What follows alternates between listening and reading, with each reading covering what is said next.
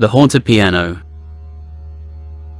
It was a grand piano, once beautiful and regal, now old and worn out. It sat in the corner of an abandoned house, covered in dust and cobwebs, its keys yellowed and stained. No one knew how long it had been there, or who it had belonged to, but the locals knew to steer clear of the house, for they believed that the piano was cursed. One day, a young woman named Rachel stumbled upon the abandoned house. She was a musician, and as soon as she saw the piano, she knew that she had to play it. Despite the warnings of the locals, she approached the piano and sat down on the bench.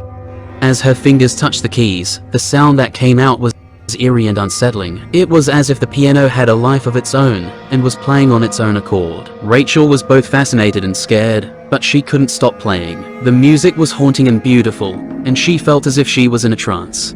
Suddenly, the music stopped, and Rachel saw a shadow moving in the corner of her eye. She turned around, but there was no one there. She felt a cold breeze blowing on her neck, and the hairs on her arms stood up. She knew that something was not right, and she quickly got up from the bench and left the house.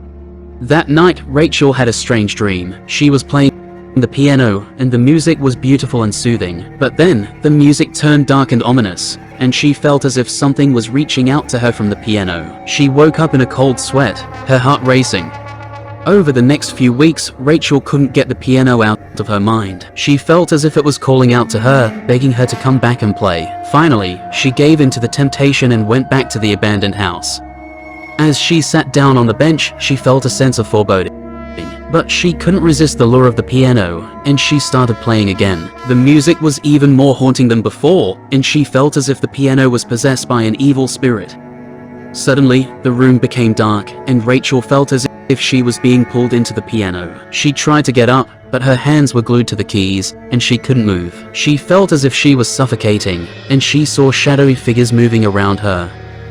When she woke up, she was lying on the floor, her body bruised and battered. She tried to stand up, but her legs gave out, and she fell back down. She knew that something terrible had happened to her, and that the piano was to blame. Rachel went to see a psychic, hoping to get some answers. The psychic told her that the piano was haunted by the spirit of a young girl who had been murdered in the house many years ago. The girl had loved playing the piano, and her spirit had become trapped inside it. The psychic warned Rachel that the only way to break the curse was to find out who had killed the girl and bring them to justice. Rachel was determined to help the spirit of the girl, and she started doing research on the history of the house. She discovered that the house belonged to a wealthy family who had a son named James. James had been jealous of his sister, who was a talented pianist, and had killed her in a fit of rage. He had hidden her body in the house, and no one had ever found out what had happened to her.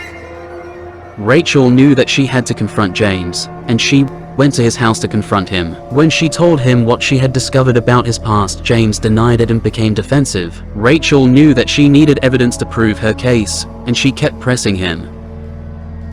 Suddenly, James' demeanor changed, and he became hostile.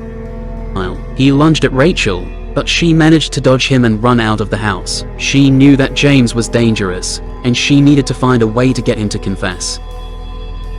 Rachel went to the police and told them what she had discovered. At first, they were skeptical, but when she showed them the evidence she had gathered, they took her seriously.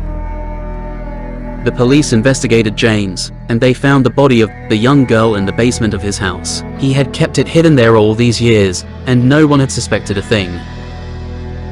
James was arrested, and he confessed to the murder. He said that he had been jealous of his sister's talent, and had snapped when she had played the piano. He had never meant to kill her, but he had lost control. With James behind bars, Rachel went back to the abandoned house. She sat down at the piano and started playing. The music was no longer haunting or eerie. It was beautiful and peaceful, and she knew that the spirit of the young girl was finally at peace. Rachel had broken the curse of the haunted piano, but she would never forget the terrifying experience. She knew that some things were better left alone, and that there were some secrets that should never be uncovered.